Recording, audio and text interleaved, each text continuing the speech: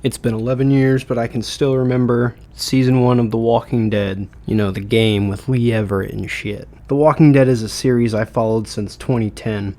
I remember watching the series premiere on Halloween in 2010, just 9-year-old me sitting there having a blast. But then 2 years later, the game comes out. You know, it's the first Walking Dead game. Everyone's excited for it. Telltale is producing this game. You might know them from some of these titles right here. My point being, it's been 11 years since this game came out and a long time since I've played it. I want to know if it's as good as I remember. So with that out of the way,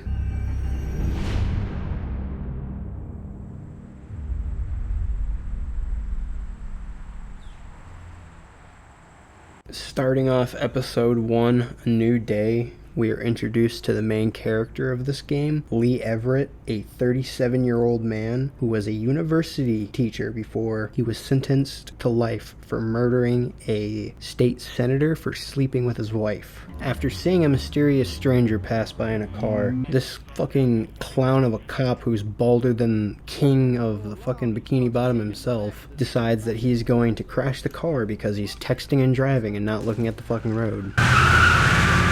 After waking up from an incredibly intoxicating nap, the same cop who decided that he wasn't going to wear his seatbelt just decided to take a nap outside of the car. After making our way outside of the car, we go around to check on Officer Sleepyhead. He has the keys that we need to get these cuffs off, and we grab them.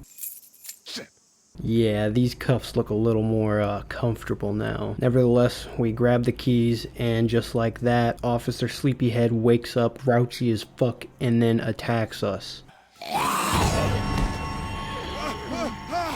Lee completely and totally fucking domes this officer in the face. The sound of Lee shooting the officer brings in a couple walkers, and even with a fucked up leg, Lee has managed to make his way over a fence and into a neighboring yard.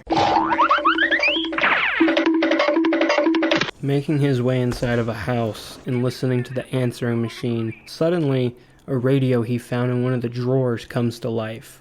But don't worry, it's just a little girl named Clementine. She's been hiding out in her treehouse outside. She must think Lee is ugly as hell because she suddenly gets scared. But turns out it was just the babysitter. The babysitter seems to be getting the better of us, and just as it seems like we're about to die from a fucking bite on the first day, Clementine pulls up like the motherfucking homie she is and always was and hands us a hammer, beating the zombies' brains in. After that, we head outside and meet Chet and Sean.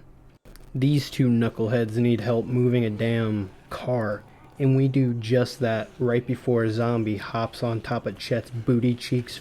Once at the farm, Sean tells us that it's his dad's, and his dad's Herschel, and he helps us with our leg, and we sit there and we're honest with him. Then after all the honesty is done, he sends our asses to bed quicker than a 9-year-old on a school night. Waking up the next day, we're introduced to Kenny, a redneck fisherman from Florida. Stepping out of the barn, we meet Kenny's family, his son Duck, and his wife Katja. Once well acquainted, Lee helps Sean with the fence, and after enough planks have been sawn, he heads over to Kenny, who's working on a truck. Kenny asks if Lee's parenting skills are good enough to take care of Clem. We walk away before murdering him where he stands. We then head to the barn and talk to Herschel. After he tells us to rely on strangers, we are forced to make a life-changing decision. Yeah, I chose Duck. For a game all about choices, they don't really matter in the first season as much as they do in others. If you save Sean, you don't save him. He dies. They pull Duck off the tractor either way, so it's pretty much setting you up for if Kenny hates you or not, and that's it. I couldn't tell you why, but we got thrown out of Herschel's farm. Bummer. Then we make our way over to Macon. We get ambushed in the streets and we're forced into Everett's pharmacy. Yep, same Everett. Once inside, everyone starts arguing that Duck is bitten, but he's not. Yet. Ellie wasn't. Protecting our friend's son's honor, we yell at Jeffrey Epstein until he blows a fucking gasket.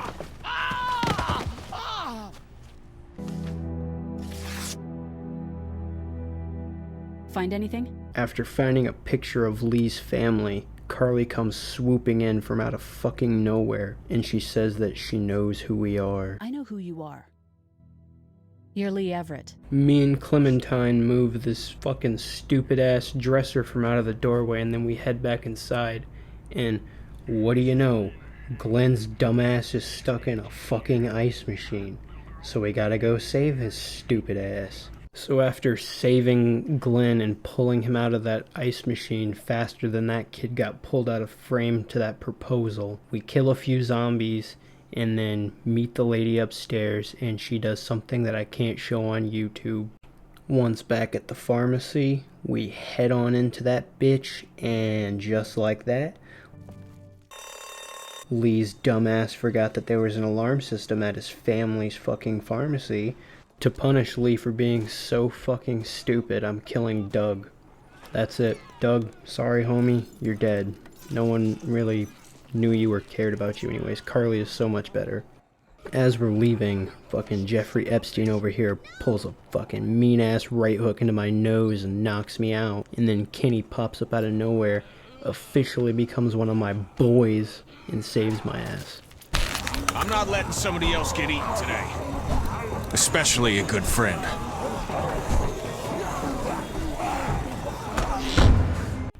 Back at the motor inn, I check in with my homies Clem and Kenny. Once me and Kenny realize this is a place we can actually hold down and fortify. Just like that, the power goes out and we're left in dark, and that leads us to...